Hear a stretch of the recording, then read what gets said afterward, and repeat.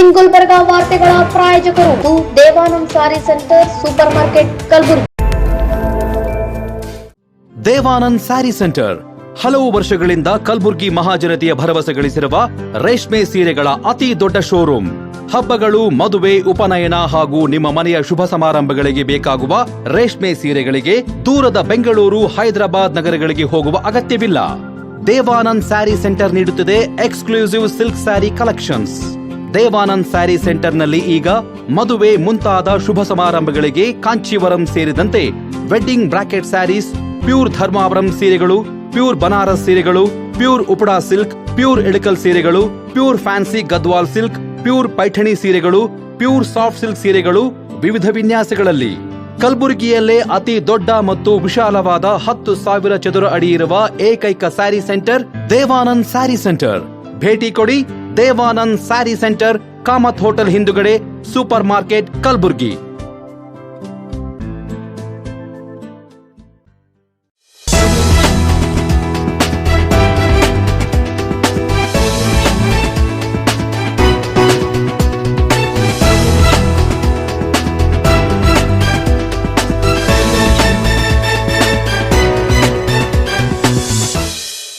ನಮಸ್ಕಾರ ವೀಕ್ಷಕರೇ, ಇನ್ ಗುಲ್ಬರ್ಗಾ ನ್ಯೂಸ್ಗೆ ಸ್ವಾಗತ. ನಾನು ಶಕುಂತಲಾ.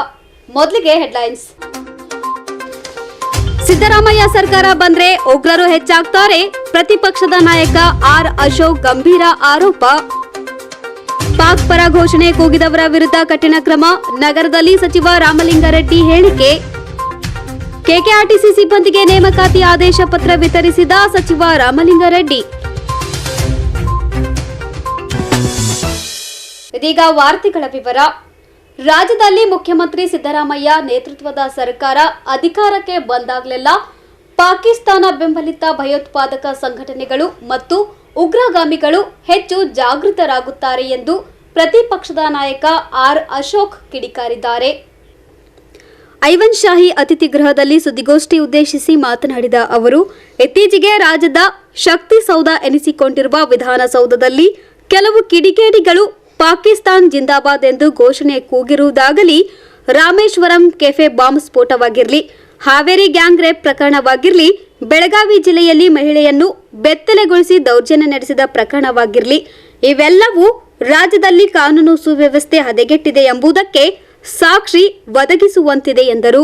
ಪಾಕಿಸ್ತಾನ್ ಜಿಂದಾಬಾದ್ ಘೋಷಣೆಗೆ ಸಂಬಂಧಿಸಿದಂತೆ ಈಗ 3 ಬಂಧಿಸಲಾಗಿದೆ.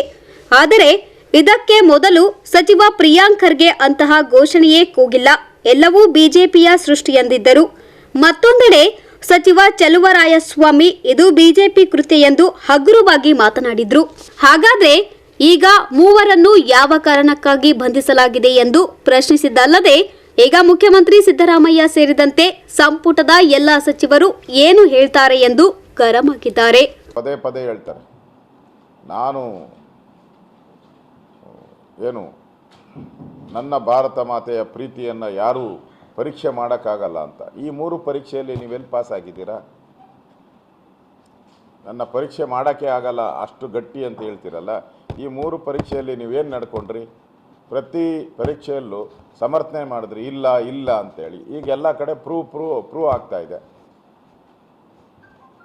ಅಂದರೆ ಒಂದು ರೀತಿ ಸಿದ್ದರಾಮಯ್ಯನವರ ಸರ್ಕಾರ ಹಿಂದೂಗಳನ್ನು ದ್ವೇಷ ಮಾಡುವಂಥದ್ದು. ರಾಮ ಪ್ರತಿಷ್ಠಾಪನೆ ಸಂದರ್ಭದಲ್ಲಿ ಹೇಳಿದ್ರು, ಅದು ಡಿಸ್ಪ್ಯೂಟೆಡ್ ಲ್ಯಾಂಡು, ಅಯೋಧ್ಯೆಯಲ್ಲಿರೋ ರಾಮ ಮಂದಿರ ಡಿಸ್ಪ್ಯೂಟೆಡ್ ಲ್ಯಾಂಡು, ನಾವು ಹೋಗಲ್ಲ ಅಂತ ಹೇಳಿದ್ರು. ಮತ್ತು ಇಡೀ ಕರ್ನಾಟಕದಲ್ಲಿ ರಾಮ ಪ್ರತಿಷ್ಠಾಪನೆ ದಿನ ಎಲ್ಲ ಕಡೆನೂ ಅಕ್ಷತೆ ಏನು ಪೂಜೆ ಇತ್ತು ಅದಕ್ಕೆ ವಿರೋಧ ಮಾಡಿಸ್ತಾರೆ. ಎಲ್ಲ ಕಡೆ ಫ್ಲೆಕ್ಸ್ಗಳನ್ನು ಕಿತ್ತಾಕಿದ್ರು, ಬ್ಯಾನರ್ಗಳನ್ನು ಕಿತ್ತಾಕಿದ್ರು. ಮಂಡ್ಯದ ಕೆರೆಗೋಡು ಹನುಮ ಧ್ವಜವನ್ನು ಕಿತ್ತಾಕಿದ್ರು, ಅಲ್ಲಿ ಹಾರಾಟ ಆಡ್ತಾ ಇದ್ದಂಥ ಹನುಮ ಧ್ವಜವನ್ನು ಕಿತ್ತಾಕಿದ್ರು. ಒಂದು ರೀತಿ ಓಲೈಕೆ ರಾಜಕಾರಣ ಕರ್ನಾಟಕದ ಪಾಲಿಗೆ ಒಂದು ಈ ಭಯೋತ್ಪಾದಕರ ಸ್ಲೀಪರ್ ಆಗುವಂಥ ಒಂದು ದಿಕ್ಕಿನಲ್ಲಿ ಈ ಒಂದು ಬೆಳವಣಿಗೆ ಆಗ್ತಾ ಇದೆ. ಇದು ಕರ್ನಾಟಕದ ಜನರ ಆತಂಕಕ್ಕೆ ಕಾರಣ ಆಗಿರ್ತಕ್ಕಂಥದ್ದು. ಈಗಾಗಲೇ ಬೆಂಗಳೂರು, ನಾನು ಈಗಾಗಲೇ ಹೇಳಿದ್ದೀನಿ, ಬ್ರ್ಯಾಂಡ್ ಬೆಂಗಳೂರಲ್ಲ ಬಾಂಬ್ ಬೆಂಗಳೂರು ಮಾಡ್ತಾ ಇದ್ದೀರಾ ಅಂತ ಹೇಳಿದ್ದೀನಿ ನಾನು. ಮಾಡೋಕ್ಕೆ ಹೋಗಬೇಡಿ ಅಂತ ಹೇಳಿದೆ. ಕರ್ನಾಟಕವನ್ನು ಕೂಡ ಈ ಭಯೋತ್ಪಾದಕರ ಪ್ರಯೋಗ ಶಾಲೆ ಆಗೋಕ್ಕೆ ದಯವಿಟ್ಟು ಬಿಡಬೇಡಿ ಅಂತ ನಾನು ಮುಖ್ಯಮಂತ್ರಿಗಳಿಗೆ ಆಗ್ರಹವನ್ನು ಮಾಡ್ತಾಯಿದ್ದೀನಿ. ಪ್ರಯೋಗ ಶಾಲೆ ಆಗೋಕ್ಕೆ ಬಿಡಬೇಡಿ. ಯಾಕಂದರೆ ನೀವು ಅವ್ರ ಮೇಲೆ ಇದ್ದಂಥ ಎಲ್ಲ ಕೇಸುಗಳನ್ನು ಪದೇ ಪದೇ ತೆಗಿತಾ ಇದ್ದೀರಾ. ಹಾಸನದಲ್ಲಿ ಸುಮಾರು 1200ಕ್ಕೂ ಹೆಚ್ಚು PFI ಮತ್ತು KFD ಕಾರ್ಯಕರ್ತರ ಮೇಲೆ ಇದ್ದಂಥ ಕೇಸುಗಳನ್ನು ವಾಪಸ್ ತೆಗೆದ್ರಿ.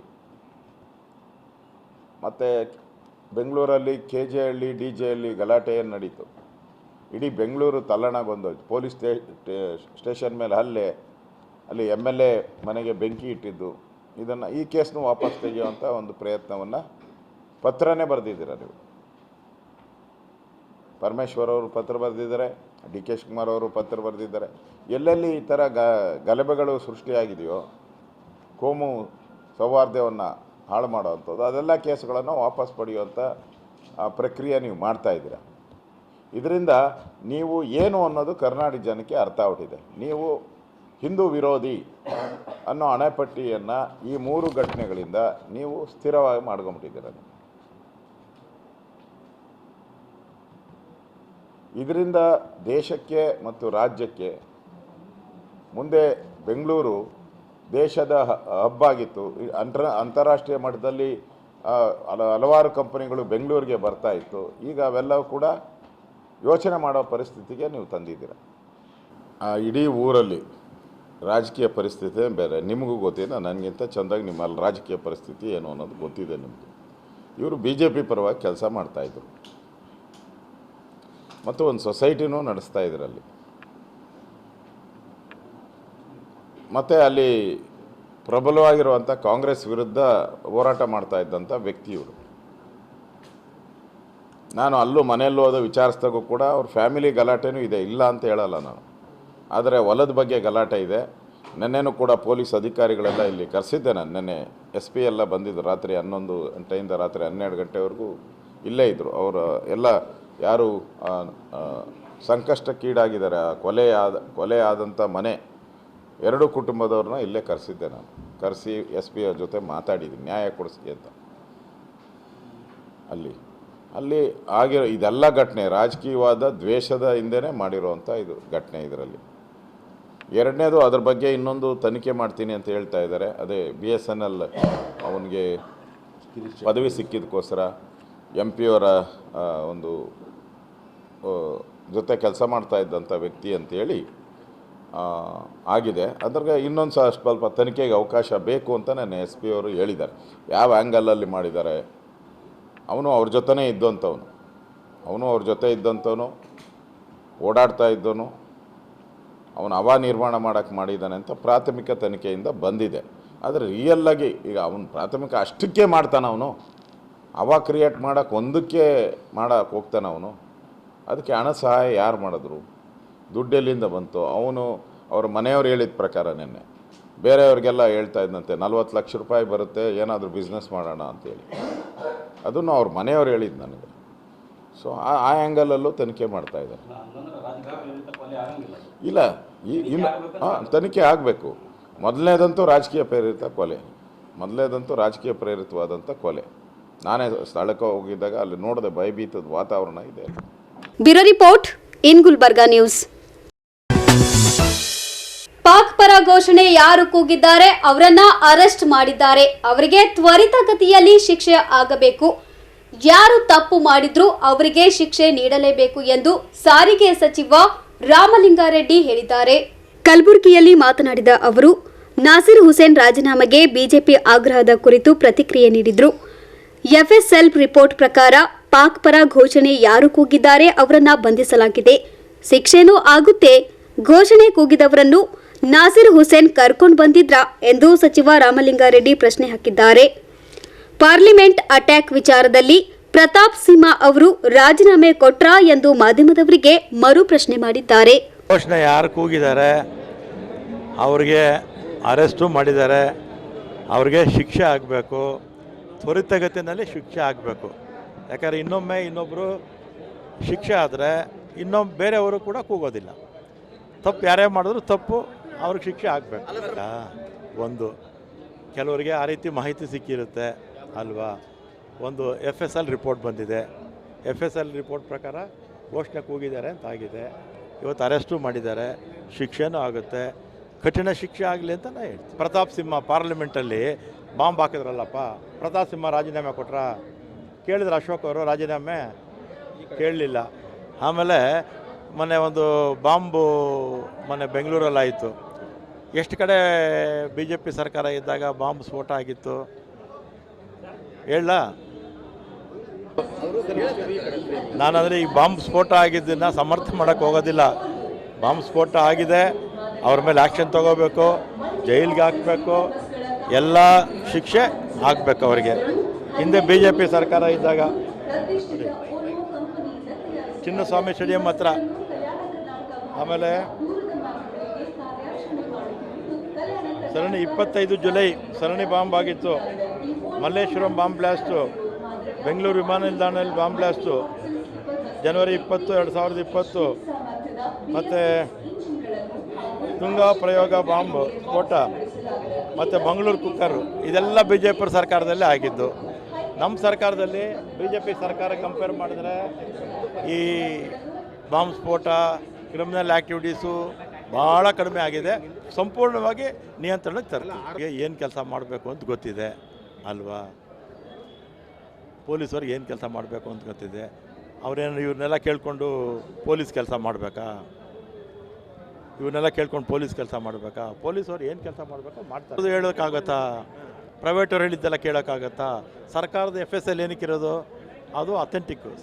ಅದಕ್ಕಾರ ಅಡ್ಡೆ ಆಗಿದ್ದು BJP ಕಾಲದಲ್ಲಿ. ಈಗ ನಾನು ಬಾಂಬ್ ಸ್ಫೋಟ BJP ಕಾಲದಲ್ಲಿ ಎಷ್ಟಾಗಿತ್ತು ಅಂಥೇಳಿ, ಬಾಂಬ್ ಸ್ಫೋಟ ಎಷ್ಟು ಕಡೆ ಆಗಿತ್ತು ಅಂಥೇಳಿ ನೋಡಿ, ಇಷ್ಟು ನೋಡಿ, ಇಷ್ಟು ಕಡೆ 1, 2, 3, 4, 5, 6 ಸಲ ಬಾಂಬ್ ಬ್ಲಾಸ್ಟ್ ಆಗಿತ್ತು BJP ಕಾಲದಲ್ಲಿ. ಇಲ್ಲೇ ಇದೆ ನೋಡಿ ವಾಟ್ಸಪ್ಪಲ್ಲಿ, ಎಷ್ಟು ಕಡೆ BJP ಅವ್ರದ್ದಿನಲ್ಲಿ 6 ಕಡೆ ಬಾಂಬ್ ಬ್ಲಾಸ್ಟ್ ಆಗಿತ್ತು. ಅಂದರೆ ಅವಾಗ ಇದು ಅಡ್ಡೆ ಆಗುತ್ತಾ? ನಮ್ಮ ಸರ್ಕಾರ ಬಂದಮೇಲೆ ಒಂದೇ ಸಲ ಆಗಿರೋದು. ಅದನ್ನು ಕೂಡ ಇನ್ನು ಮುಂದಕ್ಕೆ ಅದು ಕೂಡ ಇರೋದಿಲ್ಲ. Bureau report in Gulbarga news. Kalyana Karnataka ಭಾಗದ ಜನರಿಗೆ ಉತ್ತಮ ಸಾರಿಗೆ ವ್ಯವಸ್ಥೆ ಕಲ್ಪಿಸಲು ಈಗಾಗಲೇ 644 ಬಸ್ ನೀಡಿದ್ದು, ಮುಂದಿನ 3-4 ತಿಂಗಳಿನಲ್ಲಿ ಸಂಸ್ಥೆಗೆ ಇನ್ನು 485 ಬಸ್ ಸೇವೆಗೆ ಸೇರ್ಪಡೆಯಾಗಲಿವೆ ಎಂದು ರಾಜ್ಯದ ಸಾರಿಗೆ ಮತ್ತು ಮುಜರಾಯಿ ಖಾತೆ ಸಚಿವ ರಾಮಲಿಂಗಾರೆಡ್ಡಿ ಮಾಹಿತಿ ನೀಡಿದ್ದಾರೆ. ನಗರದ ಡಾಕ್ಟರ್ SM ಪಂಡಿತ್ ರಂಗಮಂದಿರದಲ್ಲಿ KKRTCಯಲ್ಲಿ ಹೊಸದಾಗಿ ಆಯ್ಕೆಯಾದ ಚಾಲಕ ಕಂ ನಿರ್ವಾಹಕರಿಗೆ ನೇಮಕಾತಿ ಆದೇಶ ಪತ್ರ ವಿತರಿಸಿ ಮಾತನಾಡಿದ ಅವರು, ಮಹಿಳೆಯರಿಗೆ ಉಚಿತ ಪ್ರಯಾಣ ಒದಗಿಸುವ ಶಕ್ತಿ ಯೋಜನೆಯಿಂದ ಮಹಿಳೆಯರ ಪ್ರಯಾಣ ಸಂಖ್ಯೆ ಹೆಚ್ಚಿದೆ. ಇದುವರೆಗೆ ರಾಜ್ಯದಲ್ಲಿ 165 ಕೋಟಿ ಮಹಿಳೆಯರು ಉಚಿತ ಪ್ರಯಾಣ ಮಾಡಿದ್ದಾರೆ. ಪ್ರತಿದಿನ 1.10 ಕೋಟಿ ಇದರ ಲಾಭ ಪಡೆಯುತ್ತಿದ್ದು, ಹೀಗಾಗಿ ಸರ್ಕಾರ ಬಸ್ ಖರೀದಿಗೆ ಮುಂದಾಗಿದ್ದೇವೆ. ಹೆಚ್ಚಿನ ಬಸ್ ಕಲ್ಪಿಸಲು ನಮ್ಮ ಸರ್ಕಾರ ಬದ್ಧವಾಗಿದೆ ಎಂದು ಹೇಳಿದ್ದಾರೆ. ಚುನಾವಣಾ ಪೂರ್ವ ನೀಡಿದ ಭರವಸೆಗಳನ್ನು ಶಕ್ತಿ ಸೇರಿ 5 ಗ್ಯಾರಂಟಿ ಯೋಜನೆಗಳನ್ನು ಸಮರ್ಪಕವಾಗಿ ಅನುಷ್ಠಾನ ಮಾಡಿದ್ದೇವೆ. ಶಕ್ತಿ ಯೋಜನೆಯಿಂದ ಇಂಧನವಿಲ್ಲದೆ ಬಸ್ ಡಿಪೋಗಳಲ್ಲಿ ನಿಲ್ತಾವೆ ಎಂದು ಮಾಜಿ ಮುಖ್ಯಮಂತ್ರಿಯೊಬ್ಬರ ಹೇಳಿಕೆ ಉಲ್ಲೇಖಿಸಿದ ಸಚಿವ ರಾಮಲಿಂಗಾರೆಡ್ಡಿ ಅವರು, ಪ್ರಸ್ತುತ ಯಾವುದಾದರೂ ಬಸ್ ಡಿಪೋದಲ್ಲಿ ನಿಂತಿವೆಯಾ ಎಂದು ಪ್ರಶ್ನಿಸಿದ್ರು. ಹಿಂದಿನ ಸರ್ಕಾರದ 4 ವರ್ಷ ಅವಧಿಯಲ್ಲಿ ಒಂದು ಬಸ್ ಖರೀದಿ ಮಾಡಿಲ್ಲ, ನೇಮಕಾತಿ ಸಹ ಜರುಗಿಸಿಲ್ಲ. ನಮ್ಮ ಸರ್ಕಾರ ಬಂದ ಕೂಡಲೇ ನೇಮಕಾತಿಗೂ ಚಾಲನೆ ಕೊಟ್ಟಿದ್ದೇವೆ, ಜೊತೆಗೆ ಬಸ್ ಖರೀದಿಗೂ ಮುಂದಾಗಿದ್ದೇವೆ. ಹಿಂದೆಲ್ಲ ಕಾರ್ಮಿಕರಿಗೆ ತಿಂಗಳು ಮುಗಿದು 20-25ನೇ ದಿನಕ್ಕೆ ಸಂಬಳ ಸಿಗ್ತಿತ್ತು. ಇದೀಗ 1ನೇ ತಾರೀಕಿಗೆ ಸಂಬಳ ಸಿಗುತ್ತದೆ. KKRTCಯಲ್ಲಿ ಇಂದಿನ ನೇಮಕಾತಿ ಹೊರತಾಗಿ ಖಾಲಿ ಇರುವ 1300 ನಿರ್ವಾಹಕರು, 504 ಇತರೆ ಸಿಬ್ಬಂದಿ ನೇಮಕ ಸಹ ಮುಂದಿನ ದಿನಗಳಲ್ಲಿ ಮಾಡಲಾಗುವುದು ಎಂದು ಮಾಹಿತಿ ನೀಡಿದ್ದಾರೆ. 1 ಲಕ್ಷ 2 ಲಕ್ಷ ಕಮ್ಮಿ ಹೆಚ್ಚು ಕಮ್ಮಿ. ಆಮೇಲೆ ಶಕ್ತಿ ಕಾರ್ಯಕ್ರಮ ಪ್ರಾರಂಭ ಆದಮೇಲೆ 1 ಕೋಟಿ 10 ಲಕ್ಷ ಜನ ಓಡಾಡ್ತಾ ಇದ್ದಾರೆ. ಈಗ ಅಂದರೆ ಪ್ರತಿದಿನ 25 ಲಕ್ಷ ಜನ ಮಹಿಳೆಯರಂತೆಲ್ಲ, ಮಹಿಳೆಯರ ಜೊತೆ ಪುರುಷರು ಮಕ್ಕಳು ಎಲ್ಲ ಓಡಾಟ ಜಾಸ್ತಿ ಆಯಿತು. ಅದರಿಂದ ಸ್ವಲ್ಪ ನಮಗೆ ಶಾಲಾ ಸಮಯದಲ್ಲಿ ಒತ್ತಡ ಇತ್ತು. ಈ ಹೊಸ ಬಸ್ಸಸ್ ಎಲ್ಲ ಬರ್ತಿರೋದ್ರಿಂದ ಮತ್ತು ನಾವು ರಿಕ್ರೂಟ್ಮೆಂಟ್ ಮಾಡಿರೋದ್ರಿಂದ ಮತ್ತು ಶೆಡ್ಯೂಲ್ಸ್ ಹಿಂದೆ ಕ್ಯಾನ್ಸಲ್ ಮಾಡಿದ್ದನ್ನೆಲ್ಲ ಕೂಡ ಪ್ರಾರಂಭ ಮಾಡೋದ್ರಿಂದ ವ್ಯವಸ್ಥಿತವಾಗಿ ಇನ್ಮೇಲೆ ನಡ್ಕೊಂಡು ಹೋಗುತ್ತೆ ಅಂತ ನಾನು ಈ ಸಂದರ್ಭದಲ್ಲಿ ಹೇಳಿ, ಇವತ್ತು 1619 ಜನ ರಿಕ್ರೂಟ್ಮೆಂಟ್ ಆಗಿದ್ದೀರ. ಅದೇ ರೀತಿ 88 ಜನಕ್ಕೆ ನಾನು ಈ ಸಚಿವನಾದ ಮೇಲೆ ಒಟ್ಟು ಅನುಕಂಪದ ಆಧಾರದ ಮೇಲೆ ಅಂದರೆ ಸರ್ವೀಸಲ್ಲಿದ್ದಾಗ ತೀರೋಗ್ತಾರಲ್ಲ ಅವರ ಮಕ್ಕಳಿಗೆ ಅಥವಾ ಅವರ ಕುಟುಂಬದವರಿಗೆ 88 ಜನಕ್ಕೆ ಒಟ್ಟು ಕೆಲಸ ಈಗಾಗಲೇ ಸಿಕ್ಕಿದೆ. ಮತ್ತು 1619 ಜನ ನೀವೆಲ್ಲ ಕೂಡ ಸೇರಿದ್ದೀರ. ಈ ಸಂಸ್ಥೆ ನಿಮ್ಮದು. ಸಂಸ್ಥೆಯನ್ನು ಉಳಿಸಿ ಬೆಳೆಸುವಂಥ ಜವಾಬ್ದಾರಿ ನಿಮ್ಮ ಮೇಲಿರುತ್ತೆ. ಸಂಸ್ಥೆ ಚೆನ್ನಾಗಿದ್ದರೆ ನೀವು ಚೆನ್ನಾಗಿರ್ತೀರ, ಸಂಸ್ಥೆ ಚೆನ್ನಾಗಿದ್ದರೆ ನೀವು ಚೆನ್ನಾಗಿರ್ತೀರ. ಅದರಿಂದ ಸಂಸ್ಥೆಯನ್ನು ಬಲಿಷ್ಠವಾಗಿ ಬೆಳೆಸುವಂಥ ಕೆಲಸ ನೀವೆಲ್ಲ ಕೂಡ ಸೇರಿ ಮಾಡಬೇಕಾಗಿದೆ ಅಂತ ನಾನು ಈ ಸಂದರ್ಭದಲ್ಲಿ ಹೇಳಿ, ಮತ್ತು ಅದೇ ರೀತಿ ನಮ್ಮ ಇವತ್ತು ಇದು ಕೂಡ ಬಿಡುಗಡೆ ಆಗಿದೆ, ಆ್ಯಪ್ ಅಲ್ಲ, ನಮ್ಮ ಕಲಬುರಗಿ ಆ್ಯಪ್ ಬಿಡುಗಡೆ ಆಗಿದೆ. ಮತ್ತು ಈಗಾಗಲೇ ಇನ್ನೊಂದು 2-3 ತಿಂಗಳಲ್ಲಿ ಈಗ ವಾಯುವ್ಯ ಕರ್ನಾಟಕದಲ್ಲಿ ಕ್ಯಾಶ್ಲೆಸ್ ಟ್ರಾವೆಲ್ ಮಾಡೋದು, ಅಂದರೆ ಹಣ ಇಲ್ಲದೇ QR ಕೋಡ್ ಮುಖಾಂತರ ಮಾಡ್ಬೋದು. ಈಗಾಗಲೇ ಅದೇ ಡಿಜಿಟಲ್ ಇದರಲ್ಲಿ ಪೇಮೆಂಟು ಕೂಡ ಮಾಡುತ್ತೆ. ಇದರಿಂದ ಕಂಡಕ್ಟರ್ಸ್ಗೆ ಸಮಯ ಉಳಿಯುತ್ತೆ.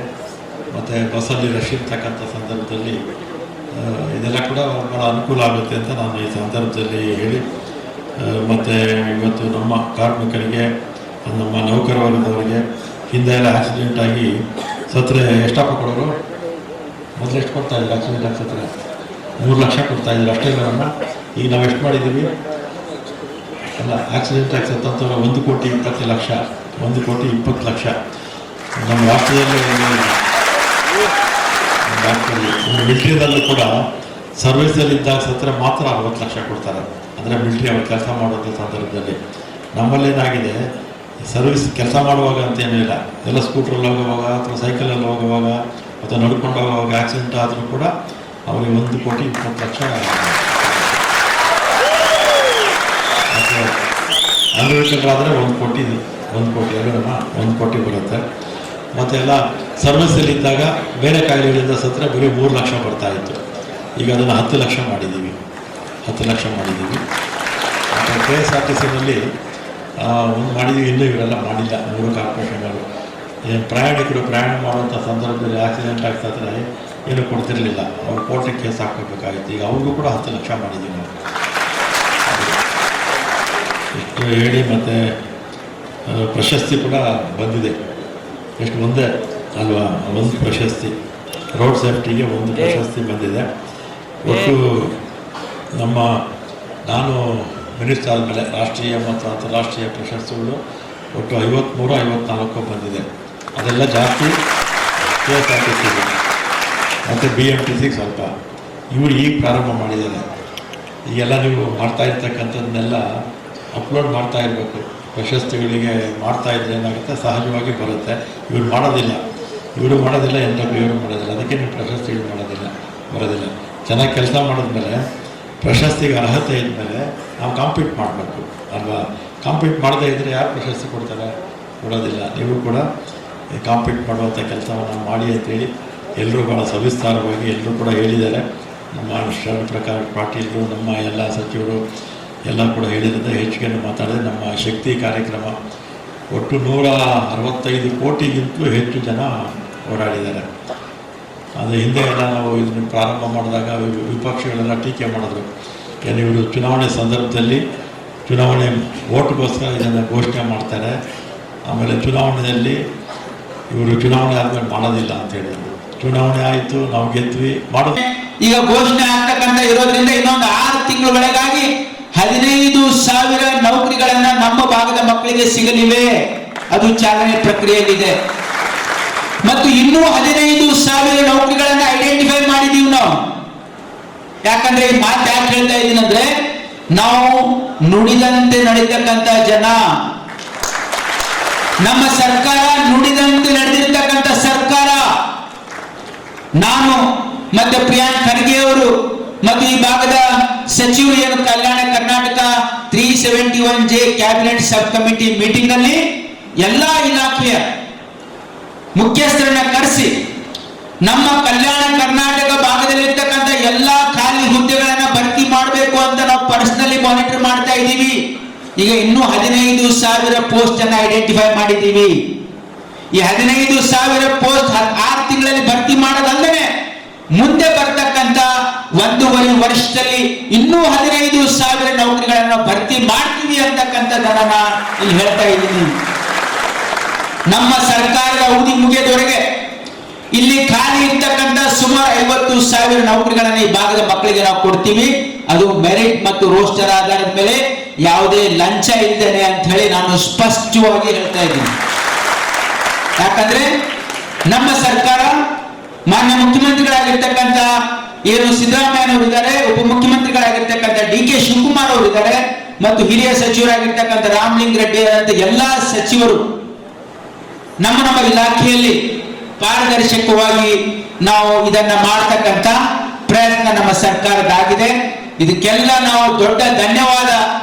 371Jಗೆ ಎಷ್ಟು ಪ್ರಾಮುಖ್ಯತೆ ಸಿಗ್ತಾ ಇದೆ. ನಮ್ಮ ಮಕ್ಕಳಿಗೆ ಇದು 5 ವರ್ಷ 10 ವರ್ಷಕ್ಕಲ್ಲ, ಮುಂದೆ ಬರ್ತಕ್ಕಂಥ 100 ವರ್ಷಗಳ ಕಾಲ ಈ ಭಾಗದಲ್ಲಿ ಹುಟ್ಟಿದಾರ ಒಂದೇ ಒಂದು ಕಾರಣಕ್ಕಾಗಿ ನಿಮ್ಗೆ ರಿಸರ್ವೇಶನ್ ಸಿಗ್ತಾ ಇದೆ. ಇದು ದೇಶದಲ್ಲೂ ಇಲ್ಲ. ಯಾವುದೇ ಜಾತಿ ಮತ ಎಲ್ಲಾ ಜಾತಿ ವರ್ಗದ ಜನರಿಗೆ ರಿಸರ್ವೇಶನ್ ಇದೆ. ಮುಂದೆ ಬರ್ತಕ್ಕಂಥ 100 ವರ್ಷಗಳ ಕಾಲ ಈ ಭಾಗದಲ್ಲಿ ಹುಟ್ಟತಕ್ಕಂಥ ಪ್ರತಿಯೊಬ್ಬ ವ್ಯಕ್ತಿಗೆ, ಪ್ರತಿಯೊಬ್ಬ ಮಹಿಳೆಗೆ ಇವತ್ತು ಈ ರಕ್ಷಣೆ ಕೊಡ್ತಕ್ಕಂಥ ಆರ್ಟಿಕಲ್ 371J ಇದು ಮಲ್ಲಿಕಾರ್ಜುನ್ ಖರ್ಗೆ ಸಾಹೇಬರು ಕೊಟ್ಟಿರ್ತಕ್ಕಂಥ ಕೊಡುಗೆ ಅಂತ ನಾವು ಯಾರು ಮರೆಯುವಂತಿಲ್ಲ. ಮತ್ತು ಇದು ಕೇವಲ ಉದ್ಯೋಗದಲ್ಲಿ ಅಷ್ಟೇ ಅಲ್ಲ, ನಾವು ನಮ್ಮ ಮಕ್ಕಳು ಡಾಕ್ಟರ್ ಇಂಜಿನಿಯರ್ ಆಗಬೇಕು, ಬಡವರ ಮಕ್ಕಳು ಡಾಕ್ಟರ್ ಇಂಜಿನಿಯರ್ ಆಗಬೇಕು ಅಂತ ಹೇಳಿ ನಾವು ರಿಸರ್ವೇಶನ್ ಅನ್ನು ಕೊಟ್ಟಿದ್ದೀವಿ. ಸುಮಾರು 1,000ಕ್ಕಿಂತ ಜಾಸ್ತಿ ಸೀಟು ನಮ್ಮ ಭಾಗದ ಮಕ್ಕಳಿಗೆ ಮೆರಿಟ್ ಕೋಟಾದಲ್ಲಿ ಸಿಗ್ತಾ ಇದೆ, ಅಂದ್ರೆ ಫ್ರೀ. ಕಲಬುರಗಿ ದಕ್ಷಿಣ ಶಾಸಕ ಅಲ್ಲಂಪ್ರಭು ಪಾಟೀಲ್ ಅವರ ಅಧ್ಯಕ್ಷತೆಯಲ್ಲಿ ನಡೆದ ಕಾರ್ಯಕ್ರಮದಲ್ಲಿ ಕಾಡಾ ಅಧ್ಯಕ್ಷ ಡಾಕ್ಟರ್ ಎ ರಶೀದ್, ಜಿಲ್ಲಾಧಿಕಾರಿ ಬಿ ಫೌಜಿಯಾ ತರನುಂ, ಕೆಕೆಆರ್ಟಿಸಿ ಸಂಸ್ಥೆಯ ಮುಖ್ಯ ಸಂಚಾರ ವ್ಯವಸ್ಥಾಪಕ ಸಂತೋಷ್ ಕುಮಾರ್, ಮುಖ್ಯ ಸಿಬ್ಬಂದಿ ವ್ಯವಸ್ಥಾಪಕ Anand Bandarakalli, CME Santosh Kumar Gogore, deputy CME Mallikarjun Degalamadi, ವಿಭಾಗೀಯ ನಿಯಂತ್ರಣಾಧಿಕಾರಿಗಳಾದ ನಾರಾಯಣಪ್ಪ ಕುರ್ಬಾರ್ ಸೇರಿದಂತೆ ಅನೇಕರು ಉಪಸ್ಥಿತರಿದ್ದರು. Bureau report in Gulbarga news. In Gulbarga ನ್ಯೂಸ್ನಲ್ಲಿ ಒಂದು ಪುಟ್ಟ ವಿರಾಮ. ಅನಾಥ ವೃದ್ಧರ ಆಶ್ರಯದ ಹೊಣೆ ಹೊತ್ತ ಗಂಗಮ್ಮ ಗೋರೆಗೋಳ್ ಕುಟುಂಬ ಮಾರ್ಚ್ 6ರಂದು ಏಷ್ಯನ್ ಫನ್ ವರ್ಲ್ಡ್ನಲ್ಲಿ ವಾಟರ್ ವರ್ಲ್ಡ್ ಈಜುಕೊಳ ಉದ್ಘಾಟನೆ.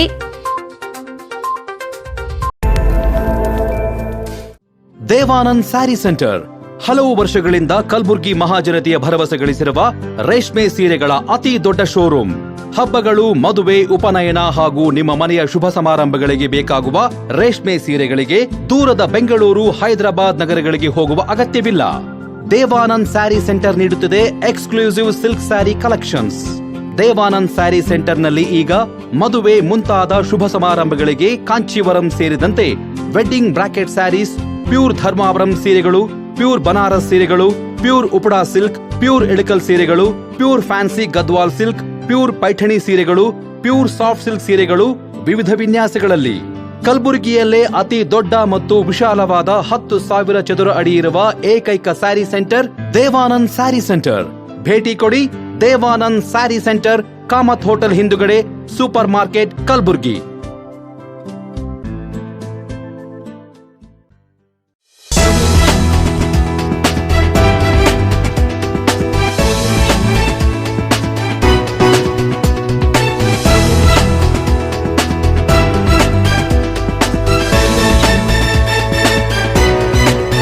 ವಿರಾಮದ ನಂತರ ಮತ್ತೆ ಇನ್ ಗುಲ್ಬರ್ಗಾ ನ್ಯೂಸ್ಗೆ ಸ್ವಾಗತ. ಕಲಬುರಗಿ ನಗರ ಸೇರಿದಂತೆ ಜಿಲ್ಲೆಯಾದ್ಯಂತ ಎಲ್ಲಿಯಾದರೂ ಅನಾಥ ವೃದ್ಧರು ಕಂಡುಬಂದ್ರೆ ಭಾಗ್ಯಜ್ಯೋತಿ ವೃದ್ಧಾಶ್ರಮದಲ್ಲಿ ತಂದು ಬಿಡುವಂತೆ ಆಶ್ರಮ ಸಂಸ್ಥಾಪಕರಾದ ಗಂಗಮ್ಮ ಗೋರೆಗೋಳ್ ಅವರು ಮನವಿ ಮಾಡಿದ್ದಾರೆ. ನಗರದ ಪತ್ರಿಕಾ ಭವನದಲ್ಲಿ ಸುದ್ದಿಗೋಷ್ಠಿ ನಡೆಸಿ ಮಾತನಾಡಿದ ಅವರು, ಅನಾಥರು ವೃದ್ಧರ ಆಶ್ರಯಕ್ಕಾಗಿ ನಗರದ ಕಾಕಡೆ ವೃತ್ತದ ಬಳಿ ವೃದ್ಧಾಶ್ರಮ ಸ್ಥಾಪನೆ ಮಾಡಲಾಗಿದೆ. ಸಾರ್ವಜನಿಕರು, ಪೊಲೀಸ್ ಇಲಾಖೆಯ ಸಿಬ್ಬಂದಿಗಳು, ನಗರದ ಬಸ್ ನಿಲ್ದಾಣ, ರೈಲು ನಿಲ್ದಾಣ, ದೇವಸ್ಥಾನಗಳ ಬಳಿ ಅನಾಥ ವೃದ್ಧರು ಕಂಡುಬಂದ್ರೆ ದೂರವಾಣಿ ಸಂಖ್ಯೆ 9636357214ಗೆ ಕರೆ ಮಾಡಬಹುದು. ವೃದ್ಧಾಶ್ರಮಕ್ಕೆ ಕರೆತರುವ ಮೂಲಕ ನಮ್ಮ ಈ ಸೇವೆಗೆ ಸಹಕಾರ ಮಾಡಬೇಕೆಂದು ಮನವಿ ಮಾಡಿದ್ದಾರೆ. ಗೋರೆಗಳು ಯಾಕಂದ್ರೆ ನಾ ಪ್ರೆಸ್ ಮೀಟಿಂಗ್ ಮಾಡೋ ಉದ್ದೇಶ ಏನಂತಂದ್ರೆ, ಈಗ ಸಾಕಾಗಷ್ಟು ಅನಾಥರು, ಈಗ 28 ತಿಂಗಳು ಹಿಡಿದು ನಾನು ಆಶ್ರಮ ನಡೆಸ್ಲತ್ತ ಇದ್ದೀನಿ. ಸಾಕಾಗಷ್ಟು ಅನಾಥರಿಗೆ ಇಟ್ಕೊಂಡು ನಾನು ಯಾಕಂದ್ರೆ ಈಗ ಬ್ಯಾಸ್ಗೆ ಅದ, ಎಲ್ಲರೂ ಕೆಲವೊಬ್ರು ಬಸ್ ಸ್ಟ್ಯಾಂಡ್ ಬಲ್ಲಿ ಕುಂತಿರ್ತಾರೆ, ಕೆಲವೊಬ್ಬರು ಹೋಟೆಲ್ ಬಲ್ಲಿ, ಬಸ್ ಸ್ಟ್ಯಾಂಡ್ ಬಲ್ಲಿ, ಸ್ಟೇಷನ್ ಬಲ್ಯಾಕ ಎಲ್ಲೆಲ್ಲೋ ಕುಂತಿರ್ತಾರೆ. ಅಂಥ ಅನಾಥರು ಎಲ್ಲಾದರೂ ಕಂಡ್ರು ಅಂದ್ರೆ ಅವ್ರಿಗೆ ತಂದು ಕಿಶಿಂದು ನಮ್ಮ ಆಶ್ರಮಕ್ಕೆ ಒಪ್ಪಿಸಂಥ ಕೆಲಸ ಮಾಡ್ಬೇಕಂತೇಳಿ ನಾನು ಇವತ್ತು ಪ್ರೆಸ್ ಮೀಟಿಂಗ್ ಮಾಡಿದ ಉದ್ದೇಶ ಇಷ್ಟೇ ರೀ. ಸ್ವಲ್ಪ ಎಲ್ಲರೂ ನನಗೆ ಸಹಕಾರ ಕೊಡ್ಬೇಕು ರೀ. 5 ಜನ ರೀ, 6 ಜನ ತೀರ್ಕೊಂಡಾರ್ರಿ. ಕಾಕಡೆ ಚೌಕ್ ರೀ, ಸ್ವಿಮ್ಮಿಂಗ್ ಪೂಲ್ ಹತ್ರ ರೀ. ಇಲ್ಲ ರೀ, ಎಲ್ಲ ಭಾಗದವ್ರ ರೀ. ಕೆಲವೊಬ್ರು ಪೊಲೀಸರೇ ತಂದುಬಿಟ್ರೆ, ಕೆಲವೊಬ್ರು ಡಾಕ್ಟ್ರುಗಳೇ ತಂದುಬಿಟ್ಟಾರ ರೀ. ಚೋಳಿ, ವಾಡಿ, ಗುಲ್ಬರ್ಗದವ್ರಿ 5 ಜನ ರೀ ಸರ್. ಸರ್ ನಮ್ಮ ಮನೆಯವರು, ನನ್ನ ಮಗ ದುಡಿತಾರೆ ರೀ. ನಾವು 3 ಜನ ಮನ್ಯಾಗ ಮಾಡ್ಕೋತೀವಿ ರೀ. ಅವ್ರಿಗೆ ವ್ಯವಸ್ಥೆ ಹಾಂ ಸರ್. ನಮ್ಮ ಮನೆಯವರು ವಿಯರಲ್ಲಿ ಮಾಲ್ ಸಪ್ಲೈ ಮಾಡ್ತಾರೆ ರೀ. ಮೆಡಿಕಲ್ ಮಾಲ್ ಜೋರಿ ಕ್ರಾಸ್ ರೀ, ಬಸ್ ಪಾರ್ಸಲ್ ಬರ್ತಾವೆ ರೀ. ಅಲ್ಲಿ ಮೆಡಿಸಿನ್ ಸಪ್ಲೈ ಮಾಡ್ತೀವಿ ರೀ. ಈ ಕಡೆ ಗಂಗಾ, ಮಹಾಲಕ್ಷ್ಮಿ. ನಮ್ಮ ಗಾಡಿ ಗೂಡ್ಸ್ ಗಾಡಿ ಇದೆ ಸರ್. ಎಲ್ಲಿ ತೊಗೊಂಡಿರಿ ಸರ್ ಇಲ್ಲಿ ತಕ ರೀ? 28 ತಿಂಗಳು ಆಯ್ತು ರೀ ಸರ್. ಇದ್ರೆ ನಾವು ಬರಳಿಗೆ ಏನು ತಂದಿಲ್ಲ ರೀ, ಹೋಗಳಿಗೆ ಏನು ಒಯ್ಯೋದಿಲ್ಲ ರೀ. ಇರೋ ತಕ ಏನು ಮಾಡ್ಬೇಕು ಅಷ್ಟು ಮಾಡ್ಬೇಕಂತ ಮಾಡೀವ್ರಿ. ಯಾಕಂದ್ರೆ ನಮ್ಮ ಮಕ್ಕಳು, ಯಾಕಂತಂದ್ರೆ ಜನಸೇವೆ ಮಾಡ್ಬೇಕಂತ ಅನ್ಕೊಂಡು ಕೇಸಂದ್ರಿ ನಮ್ಮ ಮಕ್ಳಿಗೂ ಕೇಳ್ದೇವ್ರಿ, ಮಾಡ್ಬೇಕಲ್ಲತ್ತೀವಿ ಅಂತೇಳಿ. ಆಯ್ತು ನೋಡ್ರಿ ಮಮ್ಮಿ ಮಾಡಮ್ರಿ ಅಂತೇಳಿ ಒಳಗೆ ಹಾಕಿದ್ದಾರೆ ಸರಿ.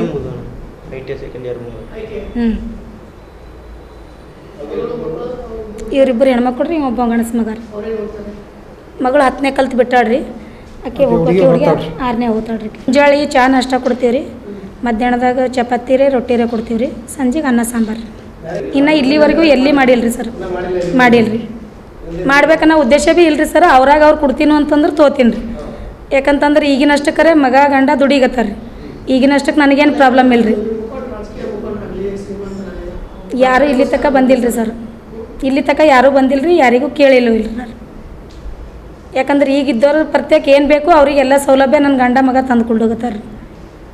ಸುದ್ದಿಗೋಷ್ಠಿಯಲ್ಲಿ ರೇವಣಸಿದ್ದ ಗೋರೆಗೋಳ್, ಮಲ್ಲಿಕಾರ್ಜುನ್, ಭಾಗ್ಯಶ್ರೀ ಸೇರಿದಂತೆ ಅನೇಕರು ಉಪಸ್ಥಿತರಿದ್ದರು. Bureau report in Gulbarga news. Asian fun ವರ್ಲ್ಡ್ನಲ್ಲಿ ವಾಟರ್ ವರ್ಲ್ಡ್ ಈಜುಕೊಳ ಅತ್ಯಾಕರ್ಷಕ ಹೊಸ ಯೋಜನೆ ಆರಂಭಿಸಲಾಗಿದ್ದು ಮಾರ್ಚ್ 6ರಂದು ಕಲಬುರಗಿ ನಗರದ ಸಾರ್ವಜನಿಕರಿಗೆ ಲೋಕಾರ್ಪಣೆಯಾಗಲಿದೆ ಎಂದು ಏಷ್ಯನ್ ಬಿಲ್ಡರ್ಸ್ ಹಾಗೂ ವರ್ಲ್ಡ್ ಫನ್ನ ವ್ಯವಸ್ಥಾಪಕ ನಿರ್ದೇಶಕ ಮೊಹಮ್ಮದ್ ರಫಿಯುದ್ದೀನ್ ತಿಳಿಸಿದ್ದಾರೆ.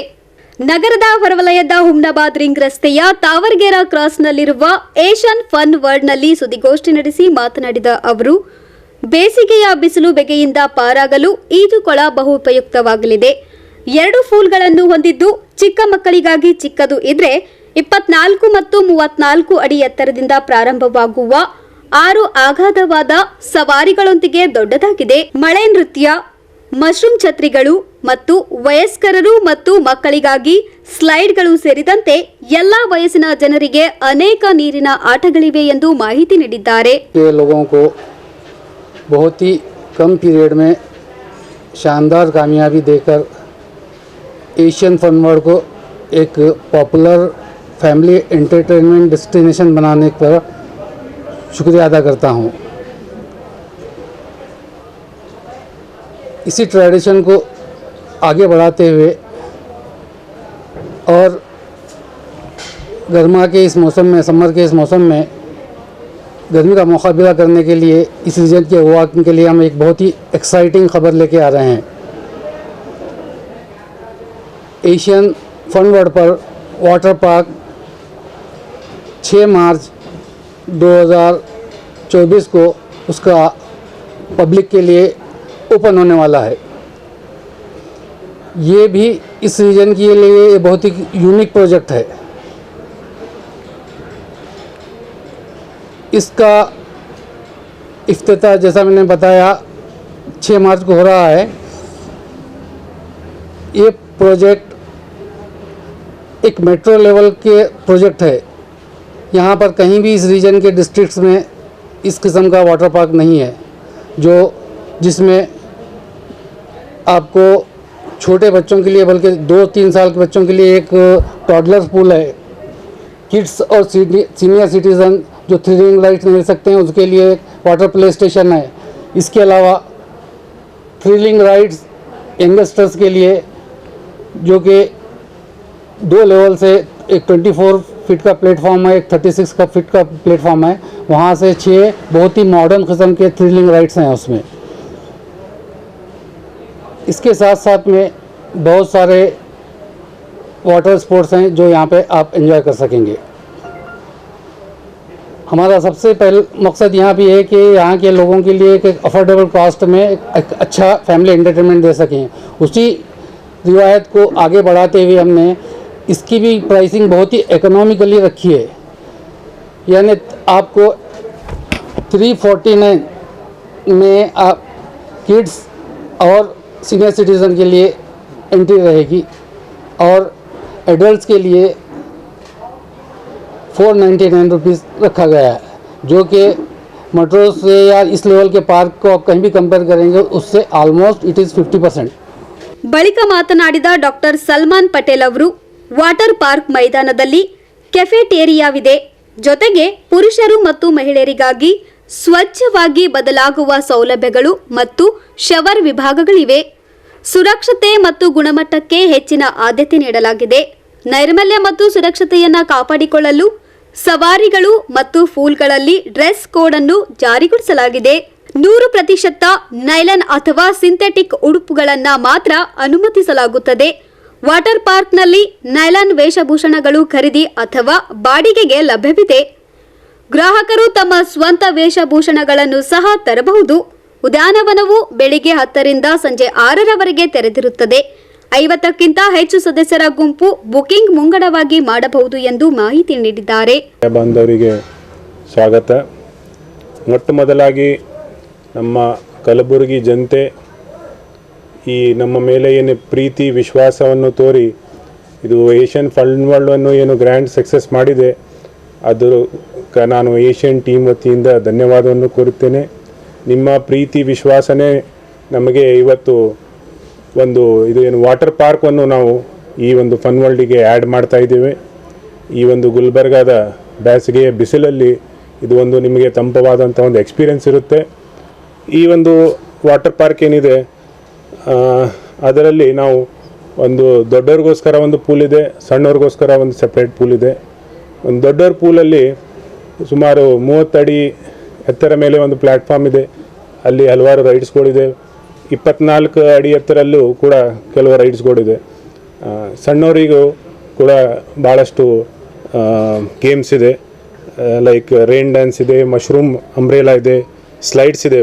ಇವು ಏನು ರೈಡ್ಸ್ ಇದ್ದೇವೆ ನಾವು ಎಲ್ಲ ಏಜನ್ನು ಕನ್ಸಿಡರ್ ಮಾಡಿ ದೊಡ್ಡವರಾಗಲಿ ಸಣ್ಣವರಾಗಲಿ ಇವನ್ ವಯಸ್ಸದವರಿಗೂ ಕೂಡ ಗಮನಲ್ಲಿ ಇಟ್ಟು ಈ ಒಂದು ರೈಡ್ಸನ್ನು ಎಲ್ಲ ಡಿಸೈನ್ ಮಾಡಿದ್ದೇವೆ. ಅದ್ರ ಜೊತೆಗೆ ಈ ಒಂದು ಪೂಲಲ್ಲಿ ಒಂದು 100% ಒಂದು ಹೈಜೀನ್ ಅಟ್ಮಾಸ್ಫಿಯರನ್ನು ನಾವು ಕೊಡ್ತಾ ಇದ್ದೇವೆ. ಜೊತೆಗೆ ವಾಶ್ರೂಮ್ಸ್ ಆಗಲಿ ಚೇಂಜಿಂಗ್ ರೂಮ್ಸ್ ಆಗಲಿ ಎಲ್ಲ ಒಂದು ಹೈಜೀನವನ್ನು ಗಮನದಲ್ಲಿಟ್ಟು ಒಂದು ಅಟ್ಮಾಸ್ಫಿಯರನ್ನು ಕೊಡ್ತಾ ಇದ್ದೇವೆ. ಇದರಲ್ಲಿ ನಾವು ಒಂದು ಕೆಫೆಟೇರಿಯಾ ಕೂಡ ಇದೆ.